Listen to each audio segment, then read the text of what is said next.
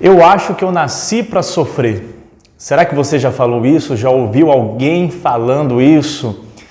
Às vezes nós soltamos frases como essas diante das dificuldades da vida. Mas a coisa fica mais séria quando estamos nos referindo a sofrimentos reais, profundos e significativos.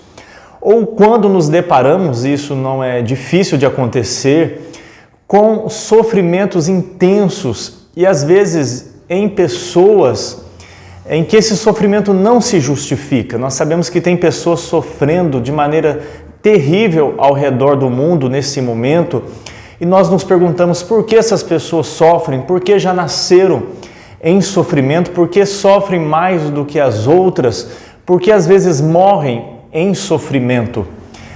Essas vão ser as palavras de Jó no capítulo 3. Após 7 dias em silêncio, na presença dos seus amigos, Jó rompe o silêncio e pela primeira vez ele expõe aquilo que está no seu coração. Como ele está se sentindo, o que ele deseja nesse momento de tanta dor, de tanta perda, de luto, de vergonha, de desespero, de angústia, como o coração de Jó estava. Pense que ele ficou 7 dias ali refletindo sobre a sua situação, buscando entender, buscando compreender. Então todos esses sentimentos estão ali represados. O nosso tema hoje, nessa série Meu Redentor Vive, em Jó capítulo 3, é Eu nasci para sofrer. Vamos refletir sobre isso. Eu sou o pastor Marcos. É importante que você leia o capítulo 3 e também veja todos os vídeos da série até aqui para você compreender melhor a linha de raciocínio e para a gente não ficar repetitivo e tendo que voltar a algumas explicações sobre a presença do mal, sofrimento, para a gente poder caminhar melhor, tá bem? Vamos lá, um abraço, que Deus te abençoe. Em primeiro lugar, versos de 1 a 10 do capítulo 3 de Jó, Jó amaldiçoou o dia de seu nascimento. Jó personifica esse dia e ele roga maldição sobre esse dia no sentido de que esse dia jamais deveria ter acontecido, que esse dia houvesse sido engolido pelas trevas, desaparecesse. E ele fala de maneira muito poética, o dia em que ele saiu de sua mãe, um dia em que sua mãe lhe deu à luz, naquela noite, como ele diz ali, em que ele nasceu. Quem dera se aquele dia fosse tragado e jamais existisse. É o desejo de Jó, porque Jó não amaldiçoa a Deus, ele não blasfema contra Deus, mas uma das maneiras de ele expressar a sua dor é ele desejar jamais ter nascido, para que ele não precisasse experimentar esses sofrimentos.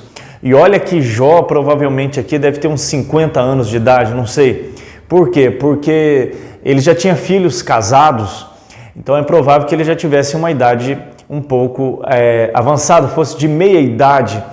E nós vemos aí que é nesse momento que Jó passa por esse dissabor. Mas até então Jó, até o que tudo indica, tinha uma boa vida. Era um homem próspero, que gozou de muitas alegrias, gozou de muitos prazeres, muitos momentos agradáveis, usufruiu de posses, de bens, de bem-querência. Era um homem admirável, era um homem procurado, era um homem como ele se descreve no capítulo 29, vale a pena você ler, como Jó ficava na entrada da cidade e ajudava todas as pessoas. Era um homem famoso, era um homem querido e além disso tinha uma grande família, bens, servos, boa saúde. Era um homem fiel, íntegro, religioso. E de repente tudo isso vem abaixo. Ou seja, pelo menos para Jó, ele não nasceu em sofrimento e não sofreu a vida toda. Mas agora, quando ele se depara com esse sofrimento, e de fato é um sofrimento intenso, profundo, que a maioria de nós jamais vai experimentar, mas muitos experimentam sofrimento similar, Jó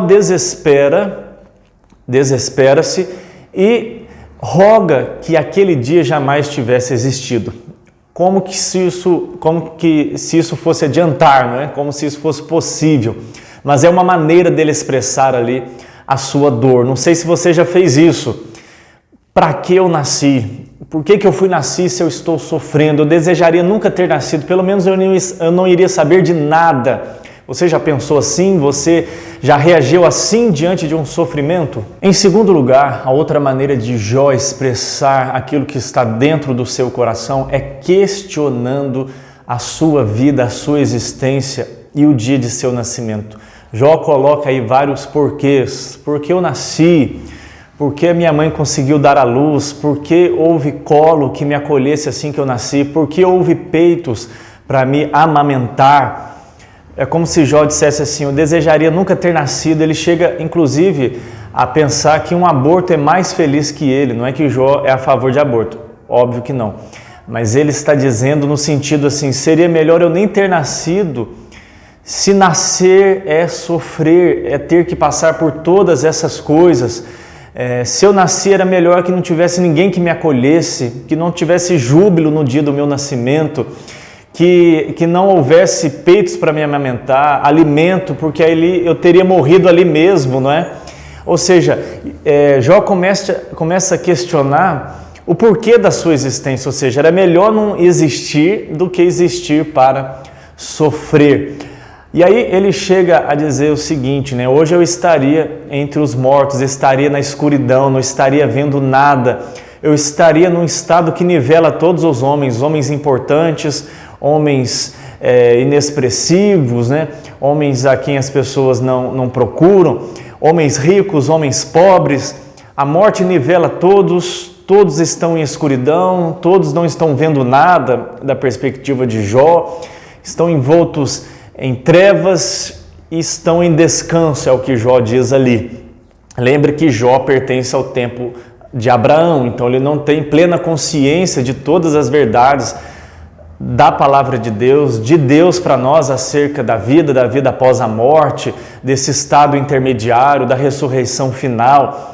Jó ainda não compreende plenamente todas essas coisas como nós hoje compreendemos à luz da Bíblia. Então, na visão de Jó, o fato de estar nesse estado de morte é vantajoso do que estar vivo e sofrendo.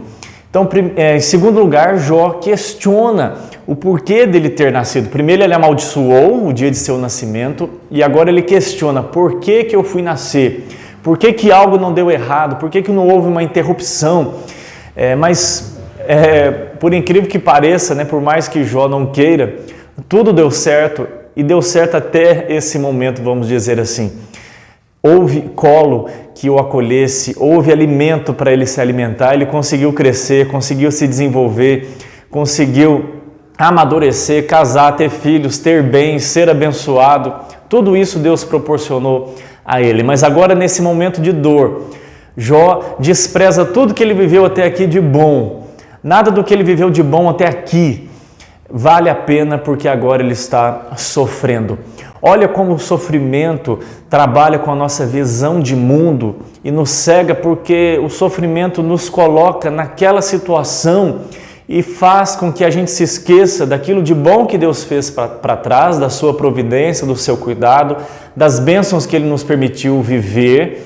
E agora Deus está sendo injusto, ou a vida está sendo injusta comigo, porque eu estou passando por esse sofrimento, e também nos impedem de ver uma esperança futura, porque nós estamos concentrados na dor, está doendo demais. Aquele momento não me deixa pensar além daquela situação, me faz esquecer das coisas boas que Deus já fez e mina a minha esperança para o futuro. E é assim que Jó se vê cheios de questionamentos e cheio de porquês. E é interessante porque é o mesmo questionamento de Jeremias. Em Jeremias 24 ele diz também: maldito o dia em que eu nasci. Jeremias, quando está passando ali por duros sofrimentos, perseguição, enfrentando a oposição dos próprios israelitas, do próprio povo de Deus contra ele, contra seu ministério, mal compreendido, torturado, preso e finalmente até sendo executado, Mas ele também se vê nessa situação diante do seu ministério difícil e das duras realidades que ele enfrentou. E é algo também que Salomão expressa em Eclesiastes 4, dizendo: tenho por mais felizes aqueles que ainda não nasceram, porque não viram a opressão que se passa aqui debaixo do sol. Você também já fez esses questionamentos? Isso também passa no seu coração? Porque eu nasci, nada valeu a pena do que eu vivi até aqui, nada compensou se agora eu estou passando por esse sofrimento, a vida é injusta, Deus é injusto. Eu creio que esses questionamentos também passam no nosso coração. Se passou no coração do servo Jó, homem reto, íntegro e que se desviava do mal, nós não somos melhores do que Jó.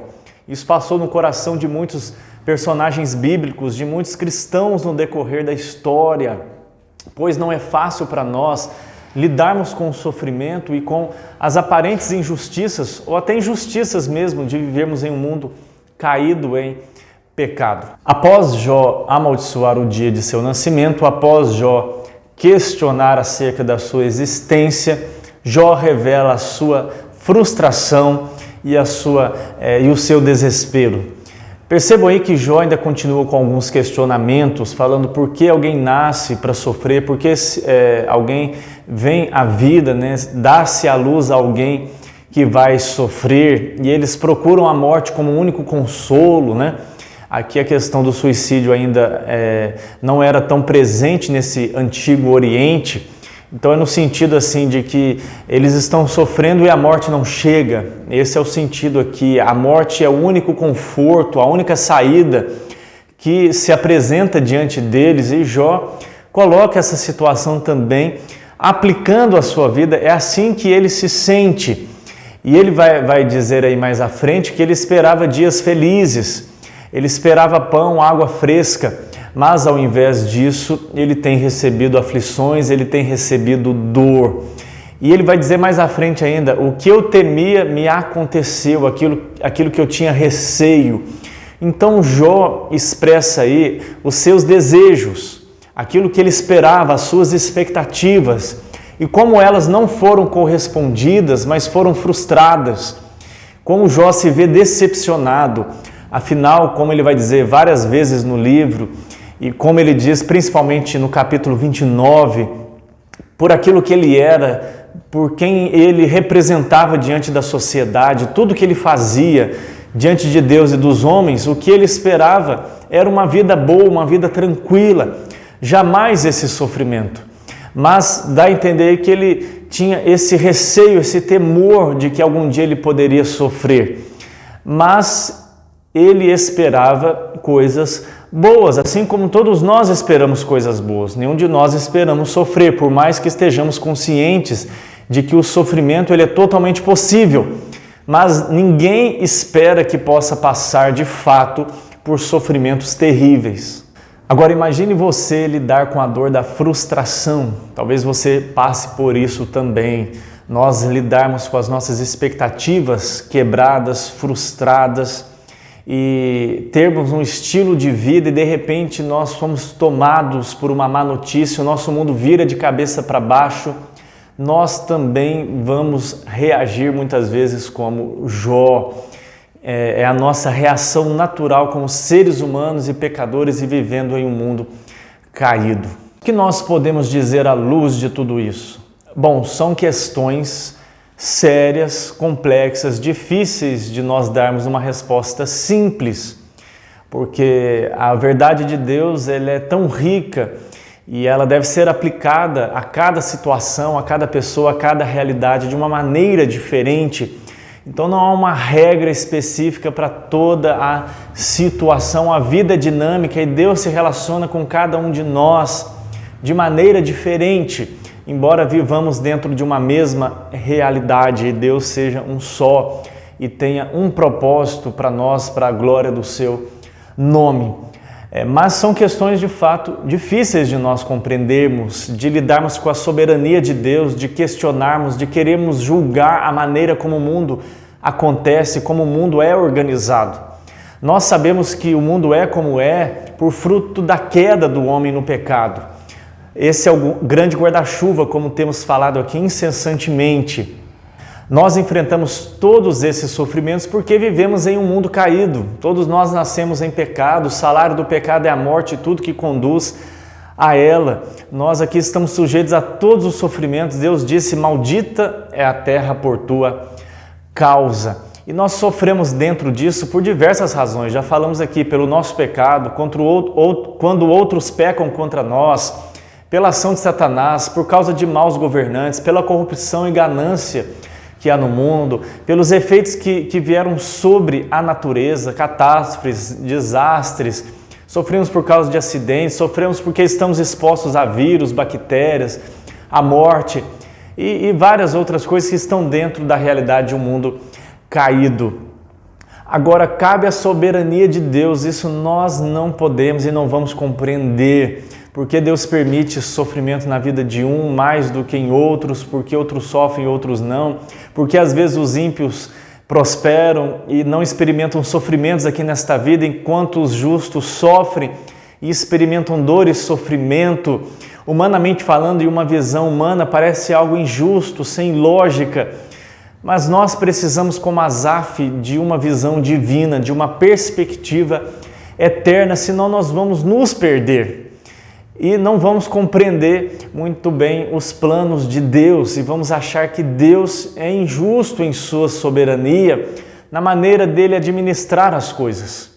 Mas nós precisamos confiar em Deus, Ele sabe o que está fazendo e não medir a nossa vida e o sofrimento por um prisma, né? Por um parâmetro terreno, temporal, humano, mas uma perspectiva divina e eterna. Mas uma coisa nós sabemos, que Deus intervém na vida dos seus filhos e faz com que os sofrimentos cooperem para o bem daqueles que amam a Deus. Nós não somos salvos por sofrer, mas somos salvos pelo sofrimento de Cristo. Contudo, Deus usa os sofrimentos desta vida transformando mal em bem na vida dos seus servos.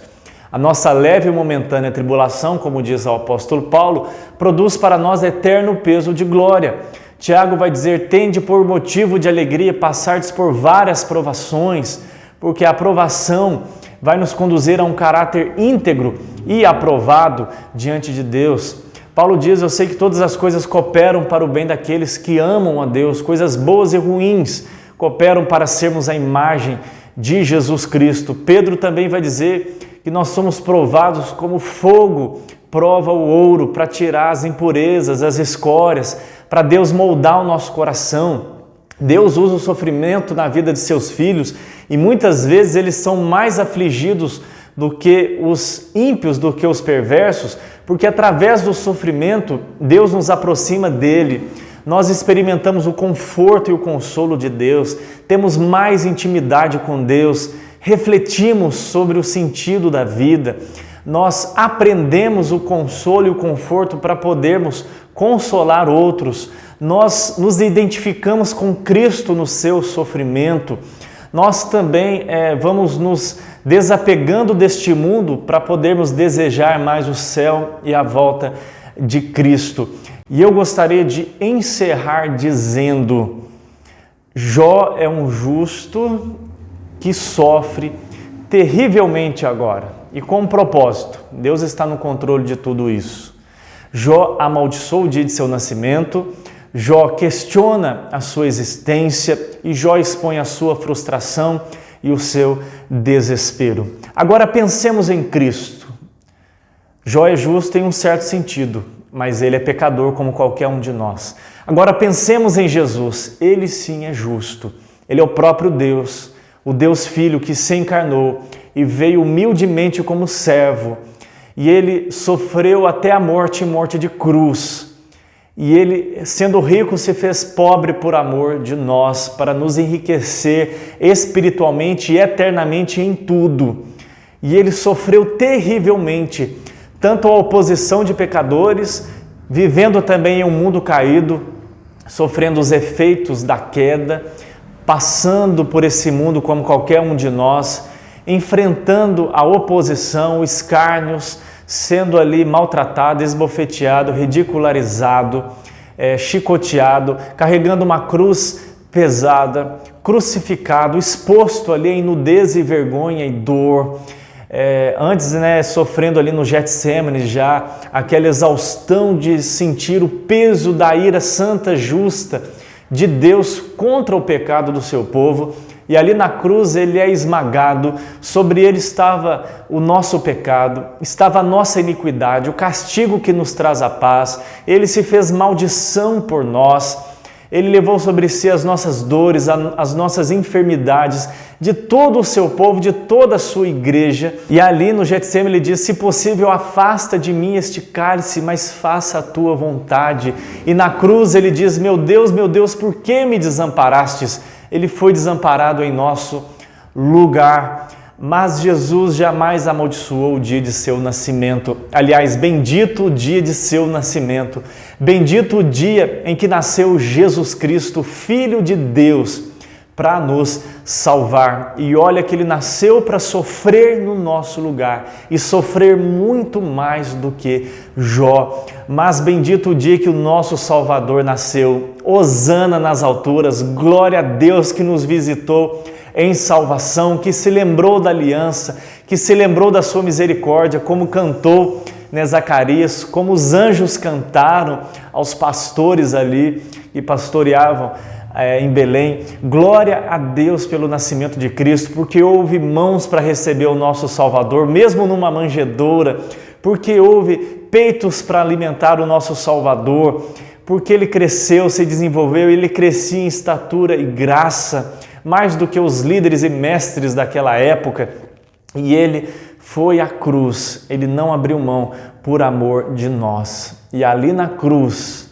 embora expressasse a sua dor, mas jamais entrou em questionamentos e jamais disse como Jó, eu esperava coisas boas e me vieram coisas ruins. E através do seu sofrimento, nós fomos curados da principal enfermidade, que é espiritual, que é o pecado no coração do homem, que nos afasta de Deus. Glória a Deus por Jesus Cristo. O meu e o seu sofrimento fazem todo sentido quando nós olhamos para a cruz e compreendemos o amor de Deus por nós.